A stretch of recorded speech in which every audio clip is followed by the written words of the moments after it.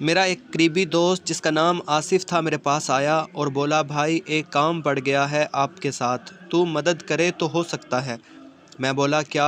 उसने कहा, यार मौलवी साहब की बीवी से मेरा चक्कर है, मैं उससे मिलना चाहता हूँ। तू ऐसा कर, इशा की नमाज के बाद मौलवी साहब से कुछ मसले मसाइल पूछने के बहाने उसे मस्जिद में रोक लिया कर 20-25 मिनट तक। मैं इतने में उसकी बीवी से मिल लिया करूँगा।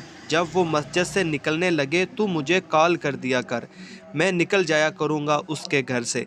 15-20 दिन ये काम चलता रहा। एक दिन एक और बंदा हमारे साथ बैठ गया। उसने मौलवी साहब से बीवी बच्चों के मुतल्लिक पूछा तो मौलवी साहब ने कहा, मेरी तो अभी शादी ही नहीं हुई, अब चौंकने की बारी मेरी थी। ये सब क्या चक्कर है? मुझे कुछ समझ नहीं आया।